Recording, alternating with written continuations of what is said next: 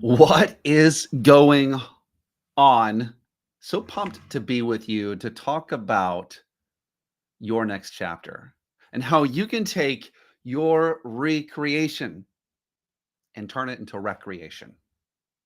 A lot of people are put into their next chapter involuntarily.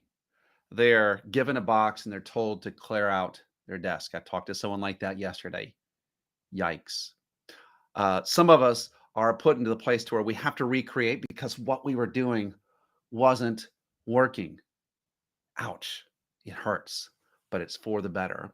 Some of us, we just haven't been happy with what we've been doing for a long time. And that also is a person who's going to recreate. We're going to be talking about how a professional can remix their gifts and talents and go out there and make their next chapter their best chapter. And I can't wait to get to dig into this together with you. I'm your host, Donnie Tuttle. I'm a productivity coach. I help people to create process and to produce from their purpose so that they're no longer working from their grind, but by their design. And actually, before we get into this, I do want to invite you to two things. I do have a group coaching scenario that I'm inviting you to try out for free. It's called Sell Anywhere Mindset Mastery. At the end of this broadcast, I will put it into the comments. You can also message me, let me know you saw me here, and I will give you your demo sessions for free. It's amazing, it's awesome, and if you think you should be a part of it, then just come try it out. No strings attached, no payment information, anything like that. The other thing that's going on right now is we're doing a vision board challenge where I'm helping people to create beautiful vision boards like this and ignore the ugly stickers all around it.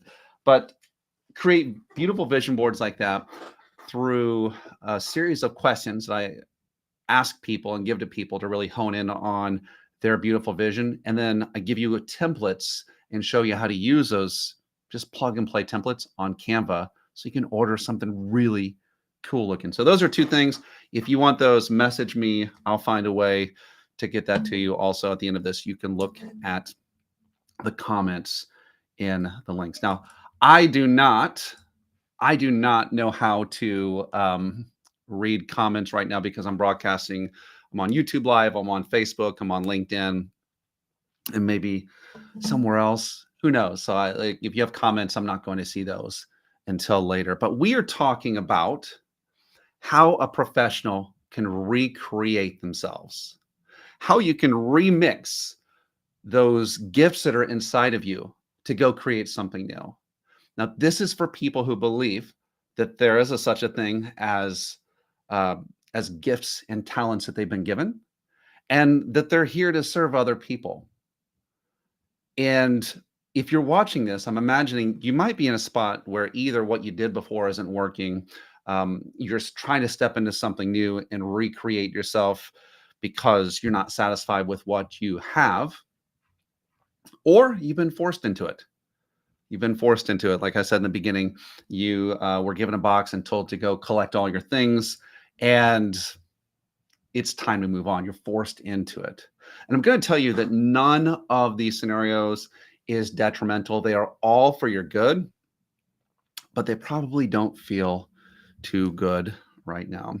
Yesterday we talked about, and if you need to go back and look at this, I plan on doing this as a series for the next bit of time until I have all of what's inside of me verbalized. This is all going into a mini book to help people in their recreation process. So you can always go back to the previous chapter. And yesterday we talked about the story of Ruth Graves Wakefield, the woman who found herself in a bind. She was missing the ingredients that she once had. She reached into her cabinet, and instead of the baker's chocolate, she found semi-sweet chocolate that was given to her by Andrew Nestle. She utilized that. She made something that she thought would work, and turns out she ended up creating America's favorite treat, the chocolate chip cookie. And the reason I love that story so much is because it really speaks to the idea that you have ingredients, I have ingredients that, if remixed, if reimagined, and if seen another way, can create something amazing. Did you know that YouTube was not initially a video sharing platform? In the beginning of its creation, it was actually utilized, visioneered, and seen as a way that guys could pick up on girls. It was a dating app. It was a way that you could put videos up that would be seen by a person that you would hopefully get a date with. That's what it was about. But when they looked at the way people were using it, they were sharing cat videos and family stuff, and what they thought they had wasn't what they really had. They thought they had something that was going to help them to get dates. What they really had was something that was the easiest way to share video content. And of course, it grew into what it is today. It's worth billions and billions of dollars. And I think there's something like, I don't know, a million hours are uploaded every single day or every single hour. There's some crazy amount of information that flows through that every single day. But it started out as not what it is today. And so is the case for your life. That when we find these crossroads, it's just an area for you to say, how do I adapt and take the gifts and talents that are inside of me and adapt those to the changing opportunity? How do I do that? That's the very first thing. And then the next part of it is if I'm going to do this, how do I make this fun? Can recreation really be recreation? It's the same word. So I contend with you that it can. And so for the next few minutes, we're going to be talking about how you can take your next chapter, make it your best chapter, take what is the grind and turn it into something that is fun. If you make it fun, you're going to get it done. If I rhyme every once in a while, forgive me. I was a black pastor in a former life. Kidding. Let's dig into this. So let's just say you're faced with this thing. What is the very first thing that you should do? Well, the very first thing is you're going to need to distance yourself from any of the fear, any of the fight or flight responses that you might be having. You're watching your bank account go down. You just packed your box. You've had some conflict with someone, or you're looking at something that just feels like it's always resistance. It's always fighting. The very first thing I'm going to ask you to do is to distance yourself from the feeling of it, because the more aware you are of something, the more likely it is that you're going to find it everywhere. And if you're feeling something that's compressing your head and your mind and everything, you're going to see what you lack and you're going to miss what it is that you have. As a matter of fact, you're going to walk past all of the things that you have as you're stepping into and identifying with what you don't have. Let me take an example. I believe that anything that we want in life, if we point one of these 5 multipliers at it, we win. It's your time, it's your money, it's your talent, it's your faith, and it's your relationships. If you take any of those and point them at anything, it will grow. Impossible for it to not grow. Unless you don't point it there. And what stops us from taking those steps at all is an awareness of what you don't have. Time, money, talent. Ready? I don't have the time. I don't have time. Oh, I really need to be doing this, not that. I got to prospect, not do this intelligent thing. I've got to make a call, not do this thing. And then those people who act like they don't have the time, they're not investing it in what they say they would. Okay? So we're really distracting it. Oh, I don't have the money. You don't have the money for what? Well, if I had the money, I'd run $1 million ad campaign. Really? Really? What, rather than looking at what you don't have, let's look at what you do. If you wanted to run an ad campaign, do you have $1? Yeah, I have $1. $15? Yeah, I have 15. Do you have 100? Yes, I have 100. Okay. We can work with what you have, but we have to move past what you feel like you don't. It's a feeling. It's part of it's real and part of it's right here. You're not being resourceful. Oh, I don't have the talent. Okay, you don't have the talent. Yeah, I don't have the video ability. I don't have it just feels weird. Okay, can you get the talent? Yeah, I guess I could. What talent do you have? Well, I can write really good. Okay, let's work from that. So, do you see one of the things that we have to overcome is this immense pressure and feeling of what we don't have in our quest to go recreate. So, whatever it takes, that is your first mission. And you might have to disassociate yourself with your surroundings. Go to a coffee shop, go to a lake, go to a park, go somewhere where your brain isn't saying that you're in your cage or you're limited. So finding a space, finding other people, getting perspective, that can help. Find someone who believes in you. Reach out to them. Reach out to them right now. Some of you who are on here need to reach out to me. Not right now. Wait, give me a minute. Okay. Find someone who believes in you and reach out to them. Put yourself in a place to where you are feeling positive and empowered. It's really hard in the course of time, sometimes for us to take those quantum leaps because what we see in ourselves is not all of the possibility. What we see in ourselves are all of the things where we miss it. And we think the reason we're not stepping into our possibilities because of all of these areas where we're missing it. But the real reason we're not stepping into possibilities because we're seeing all the negatives and we're not seeing the positive. So find something that helps you to see the positive. Read books, listen to podcasts, go to networking groups, go to church, do something, right? Hey, by the way, quick plug for Sell Anywhere. Reach out to me if you want my book. I'll give it to you for free. Yeah, for free. That's just me to you. Find someone who is going to feed that powerful part of you. And I would say this. So like once you're in the positive state of mind, you've done whatever it takes to separate from the negatives. Here's what I'm going to ask you to do, because if you don't do these things, it's whatever your next iteration is becoming, it's going to become unraveled. If you don't, number one, define your values. What are the things that you value? Maybe it's time with your family, or being liked, or helping, or being an authority, or we all have different things that we value. Find what those are. Be real about what those are. Not Let's not go with what you think they're supposed to be. What is it that you value? Be very clear. Because if you don't define that, a future course of action might go against what it is that you really truly value in your heart. And guess what you'll do? You won't act. And guess what happens when you don't act? You lose momentum. And guess what happens when you lose momentum? Remember that negative tally sheet that we all build up over time? Yeah, that's what we don't want to add to. We don't want to give ourselves evidence of where we're missing it. All right, so you've turned off gravity for a bit of time.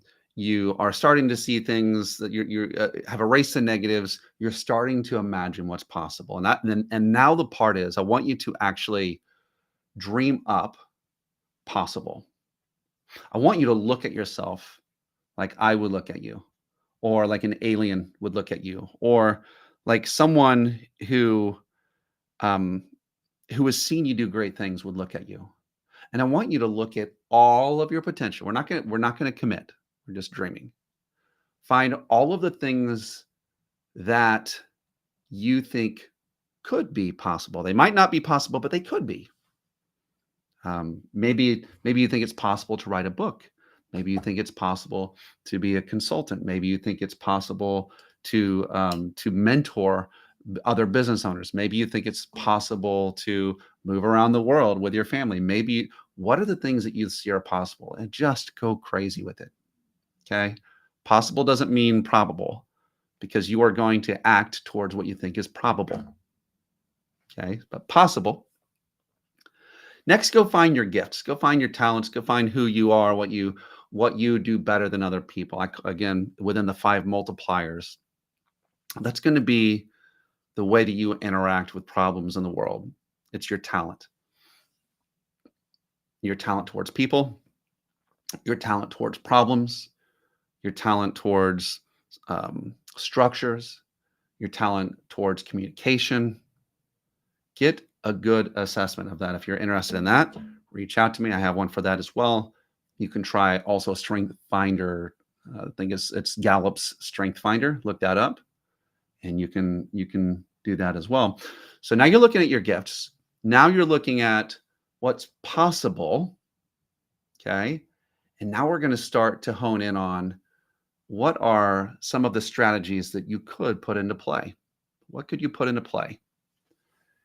And finally, you're going to commit to and decide on. So choosing is different than deciding. You're going to decide on two, maybe three, I would say two.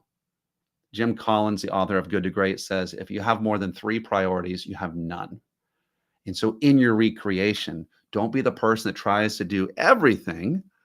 Be the person that's looked at everything and chosen those top two scenarios that you feel like, hey, this is where I feel like my talent and um, possibility actually are in alignment with opportunity as I see it. Now, there's an intelligence that you have that I don't have that's specific towards your market, towards your people. And I think you may have something very unique in terms of that. Act like it. Don't act like you don't know what's going on. So now we've got those things lined up. And now my final cog that I'm going to put into place today for us to turn recreation into recreation, got rid of the negative ghosts in our brain, right? The head trash. We've looked at what's possible. We've looked at the things we were actually are good at. Okay. We've got those. And then now, how do we make it fun? We'll talk about flow. I think flow is one way where you can make it fun on the regular. But I would say this, you have to make the next part of what you do about the journey. It is more important for you to become the kind of person who will do the things that you're about to do than it is to do the things you're about to do. Let me say it again. Who you are becoming is more important than what you are doing. And who you are being when you're doing what you're doing is more important than what you're doing. This is a transformation. The recreation is remaking this right here. Oh, I don't need to remake this. Yes, you do. Well, I'm already this person. No, you're not. If you were, you would have what you want to have. There is a remaking of this person. And so we have to own that. So how do we make it fun? I'll give you a couple of principles, and then I'm just going to queue up really tomorrow's session, which is going to be at 8:30 a.m. Eastern. You're all invited back to that one.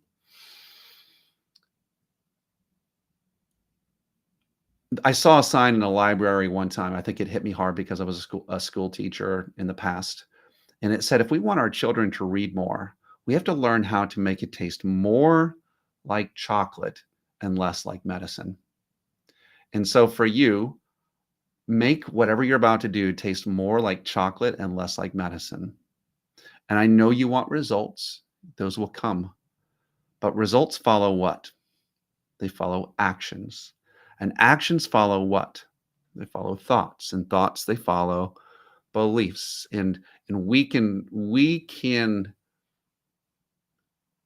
if we can change our beliefs, we can become the kind of person who does the action and has the results. So this is a journey of becoming.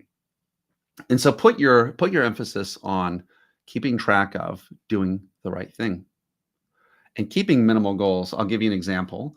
I in my office here, I am outreaching to people to so there's some sales effort for me to just get introduced to the world.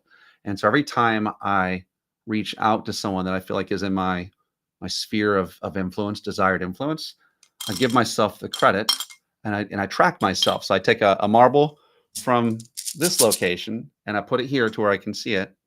It's just a way of me making it fun. Here's another way that I've done it. I believe in growing through generosity. Every single time I give a gift, and in order to get attention or to help someone to see something, a meaningful gift in business, I give myself credit with one of these stickers. It's an Amazon, there you go, Amazon truck with my grandma coffee on it. And so if you see images of my office, you'll see these stickers stuck all over everything.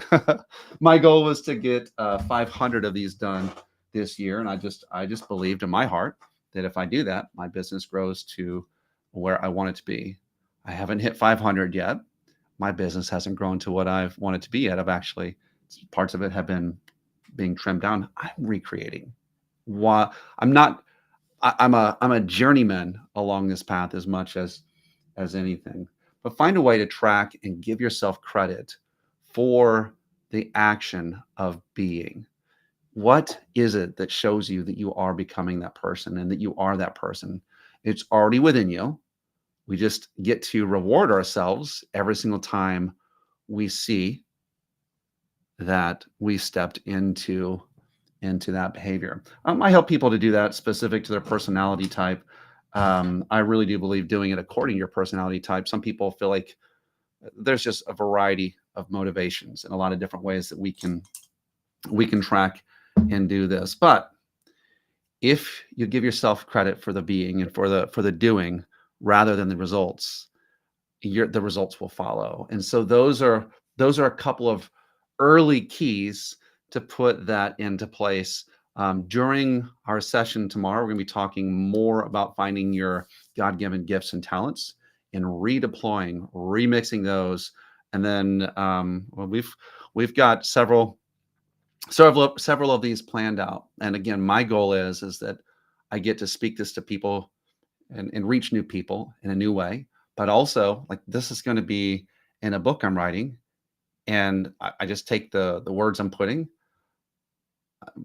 copy it, and then I'm going to be editing it. I'm not going to be using AI. I just really feel like that what I write, I want it to be 100% in my voice. I will be working with an editor at some point, but some of you who are doing books, some of you leaders, you might want to borrow what I'm doing here in with this principle. So I've gone over my time today. You go get to work. You go bring the gift of God that's inside of you and impact others today.